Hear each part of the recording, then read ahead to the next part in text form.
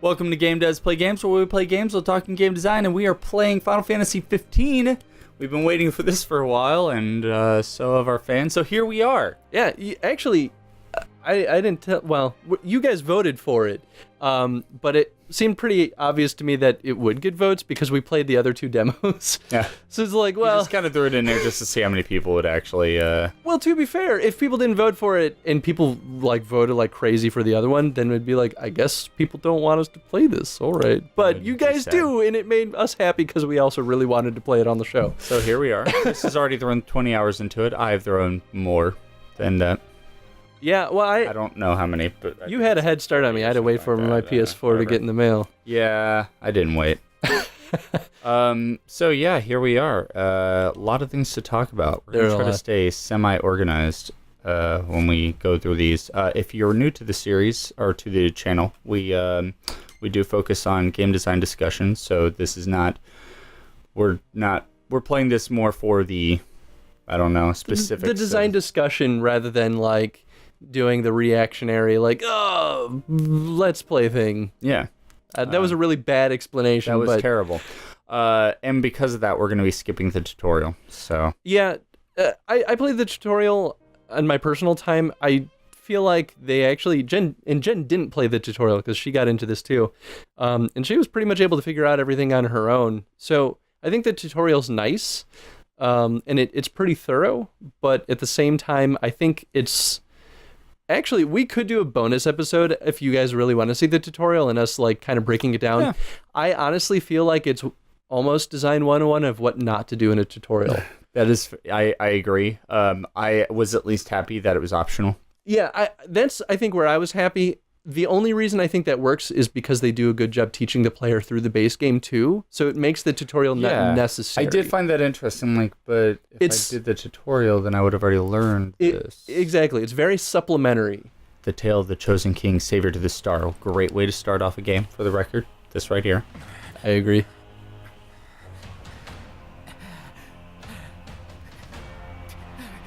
And when I first played this, I was like, is this the king? He looks so young, though. Yeah. And then you see that and you're like, oh, that's Noctis, but he looks so old. I'm so confused. This must be a thing in the future. And then I saw that and I was like, why is Ifrit standing on a fire throne in the middle of the... Oh, this is the city. Oh, that is Ifrit, isn't it? Yeah, you didn't... Yeah, I didn't realize. This is the town square, and that is Ifrit. Well, I figured it was a town square. Throne. Yeah, I saw him, and I was like, I don't know what's happening right now, but this is a lot of stuff, and this is terrifying. Oh, it is awesome. So right now our friends are fighting him while we're just dicking around. I wonder what's over here. Let's go on, and I think right here, cutscene. No. Oh, I can keep going. Wow. Well, all right, guys. See you later. Really? Well, I've been fighting Ifrit. Wow. They really let you go, though. Yeah, I'm kind of surprised. Wow. Whoa. All right. Now, wait, hold on. Now I'm curious, man. All right. Here we go. Like, we see some stuff over here, too. I feel like... So this is an interesting point to start off this series, but let's talk level design for a second. Okay. So this scene has a very specific purpose, right? It's to kind of foreshadow what's yet to come. So giving the player absolute freedom to move around in such a large space seems like a waste, because now it kind of kills the moment. Oh yeah, if I had not, if we had not already gone over this, and if this is your first time seeing Final Fantasy 15, I'm sorry. To be fair, I do want to say on the positive note of this, who in their right mind is really going to be running off and exploring the dark area that you can't really see? Like, you're so drawn to Ifrit, and your comrades are like, "Come on, Noctis, over here." Yeah, but so like everything. This rule like 101. It's like the first rule of game design. Is that if it can happen, it will happen. Yeah. If you give your players the option to do something, they will do that thing. And so, for me, it begs the question of why did they even give us the freedom of moving around? Like, what's the point? I mean, they seem to be doing all right without me. It's true. I guess you could argue too that in this moment it's not about. I I guess maybe not totally about just being purely in the moment, but also kind of getting a feel for the game, which also kind of just comes naturally as you play the game anyway. So there are specific points in the game that are for that. Yeah. Early on when you're actually playing, not going through a controlled cutscene, I suppose. Mm-hmm.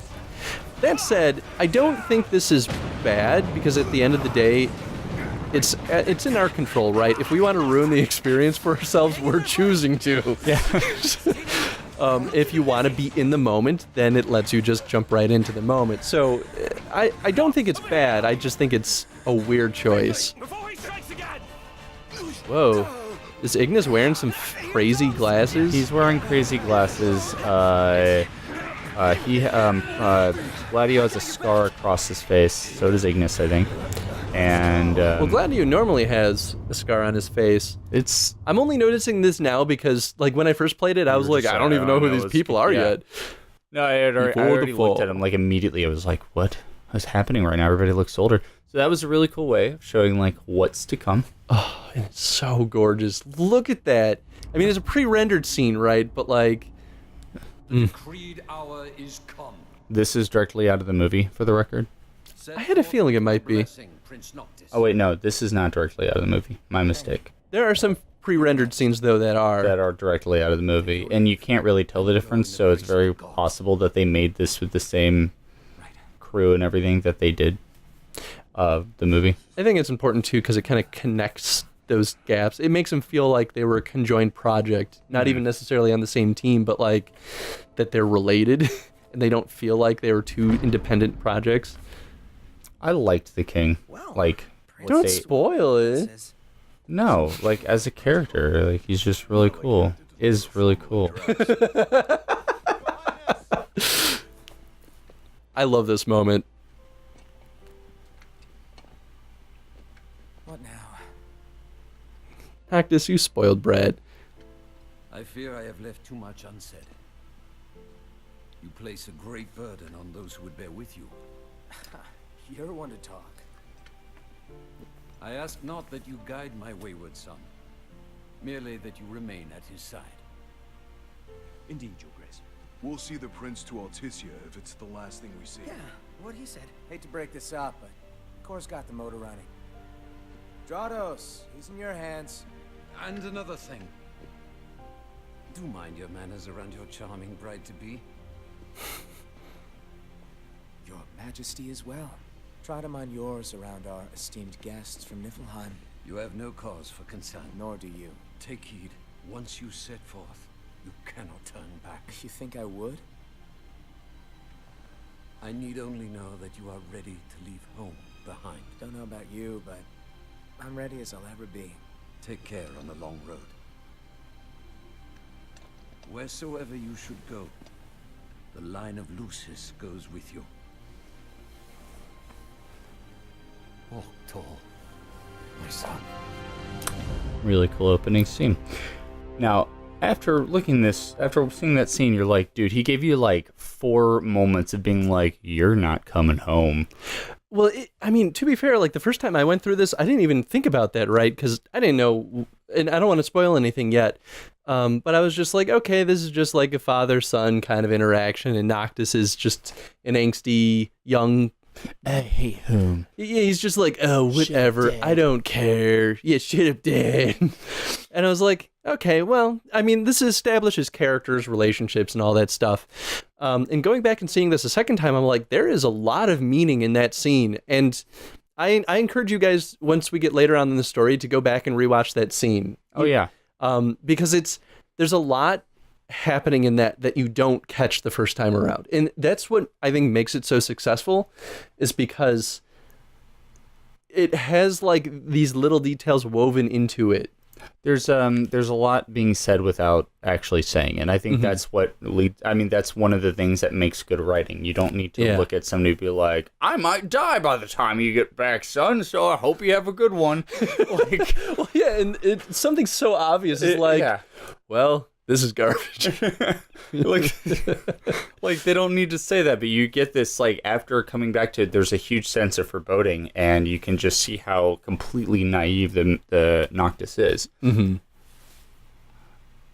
That's good though too, because it establishes like where Noctis is right now in this moment, and so having that comparison to see like how Noctis grows, it helps us like, I don't know, see that character growth. Also, this scene is fantastic. It was great. When this first started, I was like, I have so much hope for this. Yeah, right. It's like, oh, they're driving. Oh wait, that's not them. That's not them. That's them. I think we can forget about hitching our way there. Thought people were friendly outside the city. You can only go so far on the kindness of strangers. You're just gonna have to push her all the way. I've already pushed myself to the brink of death. You're so dramatic, Prompto. Come on, cars are gonna move itself. Sheesh. When I was playing this, I thought the car was supposed to there was at move one us. point where our Can it? friend Nick was making fun of the characters.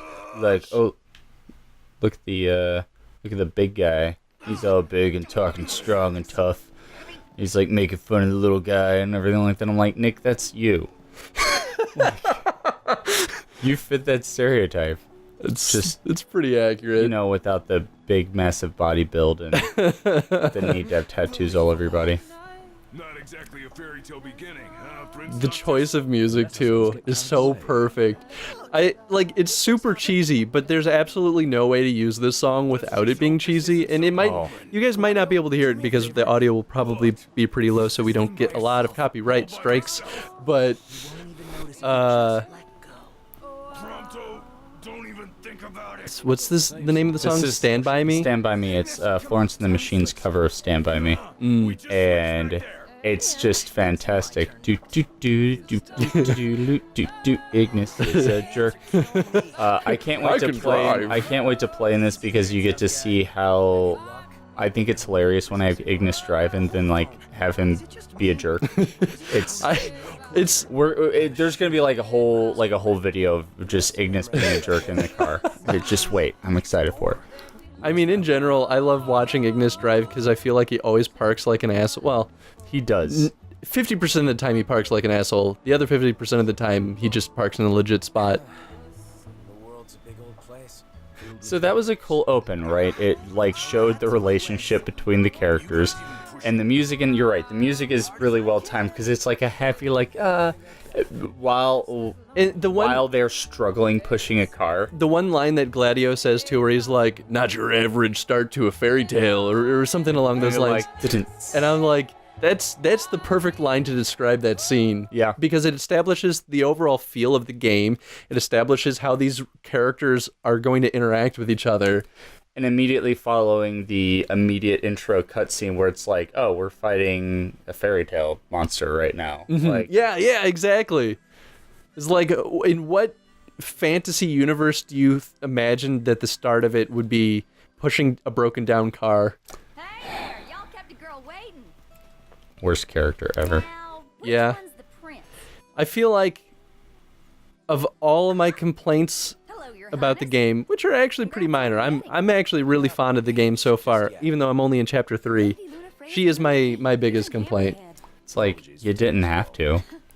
She's very much like purely engineered for like, I don't know, She's an object. the pleasure of a 16-year-old boy. Yeah. It's just, It's like you could have, you could have not. You couldn't- Is all yeah. I'm saying. It's, but Sid, like I love Sid in this game. Sid is fantastic. Sid's been in every Final Fantasy, and he's always been a important character, usually as a device to fix a thing to allow you to travel the world. That's what Sid's always been. He fixes the he's airship, or he the grumpy mechanic, usually old and grumpy mechanic. Yeah, usually old and grumpy. And I never did get to play that other game. I never did get to play that game, King's Tale, that they came up with, the little beat 'em up. Oh, Sid was in that? Sid was, Sid was one of the characters that fights alongside the king when they were growing up. Oh.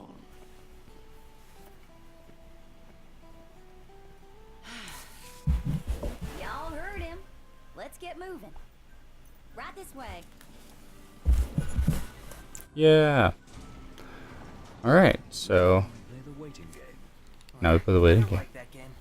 Never any good at it either. The amount of times that they tease Prompto. And this was smart though, and we'll probably talk about this in the next episode. But I think that taking away our car immediately was a well-designed choice, because it's basically like, go explore the world a little bit, get your bearings, and then we'll give you freedom to go. Really, not only that, but it's that, and it's also like, learn how to walk around. It's true, yeah. You need to learn how to walk before you run, and it makes a lot more sense than having to win the lottery ticket to get a free bicycle. So on that note, yeah. On that note, I think simple question of the day: how did you feel about the two major intros to the game? First, the fairy tale beginning, and then the not so fairy tale beginning of pushing the car. Yeah. All right, guys. Well, till next time. Thanks for watching, and stay tuned for the next episode. We're staggering our videos, so the next one will be out in 2 days. But keep watching. This one's going to be a nice long one. So, Adios. bye.